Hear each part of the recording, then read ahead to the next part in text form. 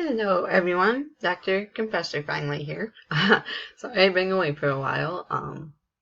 I had to study for my big teacher licensing test for my endorsement. Anyways, so while in the midst of studying, I still read a few books. One of these books is From the Mixed Up Files of Mrs. Basil E. Frankweiler by E.L. Konigsburg. So in this book, I read this book in like a day and a half, only because I was studying. It was written in 1967, so it's a little dated, but that doesn't necessarily take away from the story. It's about two kids, a brother and a sister. Claudia, she's the oldest, and Jamie is the second youngest of 4 kids. All of them boys except for Claudia. Now, Claudia, she thinks that this is really unfair, unjust, as she says. That she's the only girl, she's the oldest, and yet all the responsibility falls on her. Her brothers kind of get away with a lot more than she does. And she doesn't find that very fair. She has to do all the chores, she has to watch them. And so she decides to run away. She knows she can't do this by herself, though. So she recruits her second youngest brother, Jamie, the one she actually likes, because he actually has a brain, according to her. And the big thing is he's good with money. He saves his allowance. He doesn't spend it like she does.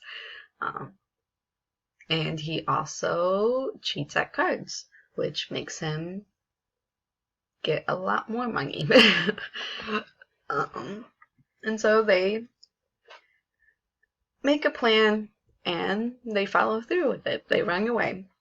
And the place they run away to is the Metropolitan Museum of Art in New York City. Now, New York City is really busy, so it only makes sense that no one would notice. This is also a time before social media, so everything was based off of newspapers.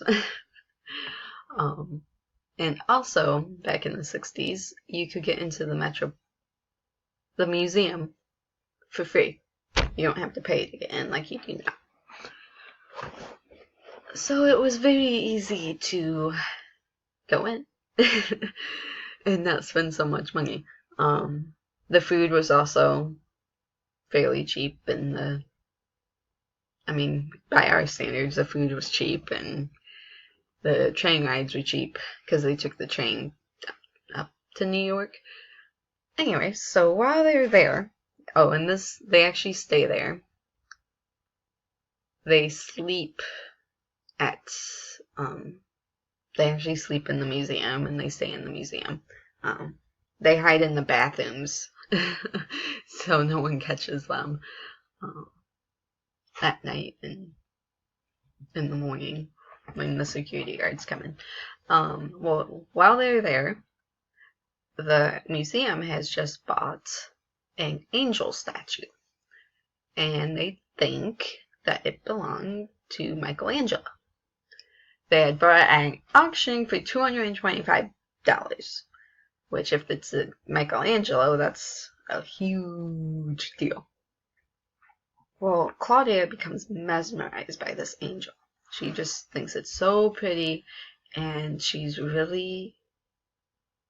gets wrapped up in the mystery of it. So she and Jamie start doing their own research and determining whether this is a Michelangelo. And this leads them to Mrs. Basil E. Frankweiler, who was the woman who put the statue up for auction. They end up meeting her. I won't go into everything because I don't want to spoil it. But it's a really interesting book. It's a really cute story, I should say. And it's a very much a coming of age story. Not in the sense of like a teenager becoming an adult, but more of like a 10, 11-year-old trying to figure out where she fits in the world. It's that maturity developing. And even with Jamie, there is some character development with Jamie. But the big focus is on Claudia. So, I would give this book a 4, 4.5. Just because the writing style, I guess, is a little in my opinion. But it doesn't take away from the story. I wish there had been a little bit more in the character development, especially when it comes to Jamie. But I can see where, with the story as it is, there didn't really need to be any.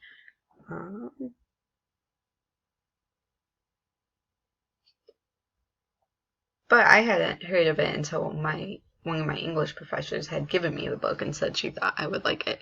And the next thing I know, I'm seeing a bunch of other people reading it. So apparently it's a popular book. Sorry, cobwebs. So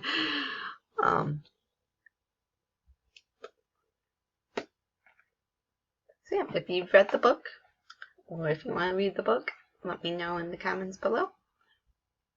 And see ya.